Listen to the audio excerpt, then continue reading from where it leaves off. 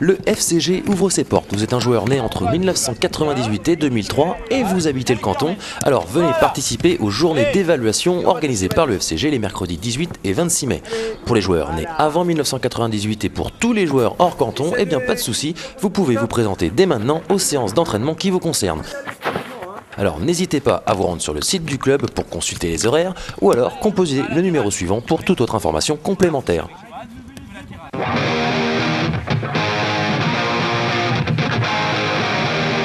Notre défaite à Saint-Brieuc samedi soir pouvait nous redonner certainement ce match un peu d'espoir. Espoir, j'entends par là au moins d'avoir une fin de championnat relativement sereine et que faire le meilleur ça aurait été bien et on n'était pas condamné. Je pense que là, effectivement, on a entériné toute notre chance. C'est dommage, les joueurs en sont conscients. C'est dommage pour le club, bien entendu. Ça va être plus compliqué pour finir la saison. Mais malgré tout, le football reste pas une science exacte, donc sûrement aléatoire. On n'a pas fait ce qu'il fallait, donc on a été puni. Et puis, je pense que globalement, on est peut-être à notre place, mais on n'est pas loin non plus de l'ADH.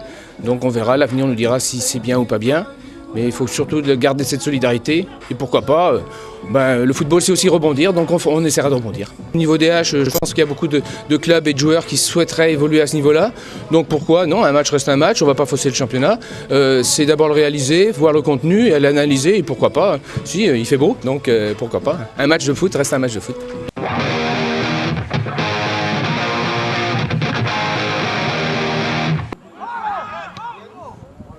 Un match à deux visages pour le FCG face à Cesson. En première période, les Guichenais se montrent sereins et entreprenants à l'image de Mathieu Sanson, mais ce n'est pas cadré. Et derrière, ça tient choc et Cesson n'aura que cette frappe de Lambert à se mettre sous la dent. On est à la demi-heure de jeu, Guichin obtient un coup franc. Corentin Bezet cherche le deuxième poteau et trouve non, vous ne rêvez pas, le pied de Yannick Eligon qui marque. Dans les tribunes, on a pu voir des grands-pères pleurer, sachant qu'ils ne reverraient sûrement plus jamais ça.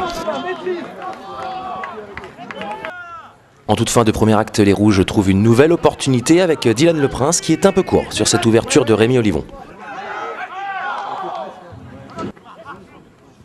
En deuxième période, la tendance s'inverse et Cesson trouve les espaces qu'ils n'avaient pas en première période et obtiennent un corner. Et sur ce dernier, Trabi Dagbayo esselé au point de pénalty ajuste Solet de la tête pour l'égalisation. En face, Guichin n'a pas les armes pour répondre, on s'en remet au tir lointain, mais Bezet n'accroche pas le cadre. Et 5 minutes plus tard, c'est au tour de Cesson d'obtenir un coup franc. Cette fois-ci, c'est Geffroy qui est seul et qui double la mise.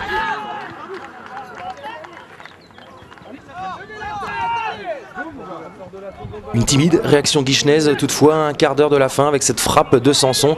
Mais c'est bien Cesson qui tient le bon bout et qui se crée quelques occasions en fin de match, comme ce coup franc où ils prennent une nouvelle fois le dessus sur la défense guichenaise. Score final 2-1 pour Cesson, et dans les autres résultats, le Vox signe le carton du week-end, tout comme Paimpol.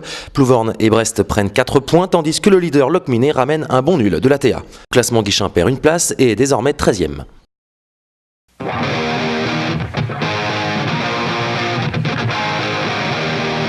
Nous on a baissé un peu de niveau et puis aussi là, il manque la rigueur défensive sur les coups de pied arrêtés.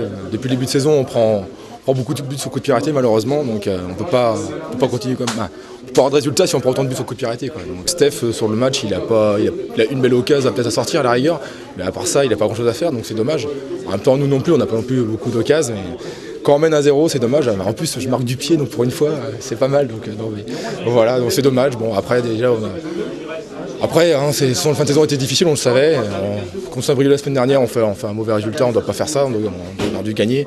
Aujourd'hui, c'était difficile malgré qu'on mène. Donc voilà, maintenant on va essayer de faire pire jusqu'à la fin de saison, puis on verra bien. Le résultat est un peu sévère. On fait une bonne entame de match, on prend un but sur une petite erreur de placement. Après, on enchaîne bien, on fait un poteau tout de suite après, et à mi-temps à 0. Et comme vous dites, on revient un partout, on fait le plus dur, et puis après, il remarque et on a quelques occasions pour revenir à égalité.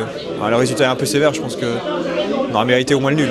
Ouais, ça sent bon, faire attention quand même, parce que les premiers regards sont pas très loin, donc il faut encore au moins, il me semble, le coach a dit une victoire. Une victoire et un nul, et normalement 6 points, le match est assuré. Dans les autres résultats, la DRH a fait l'essentiel en tenant en échec Saint-Gilles, ce qui empêche un concurrent direct au maintien de revenir. Et pour la D3, nouvelle satisfaction avec cette victoire à Saint-Jacques, le podium est désormais plus qu'envisageable. And now the news.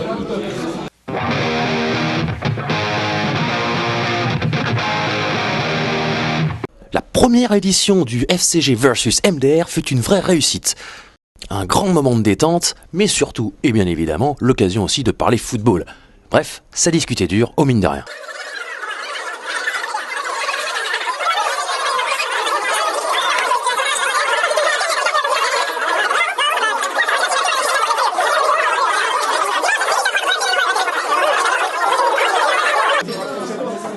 Le FCG tient à remercier toute l'équipe du MDR pour son accueil, ainsi que Jean-Christophe Pingam pour l'organisation.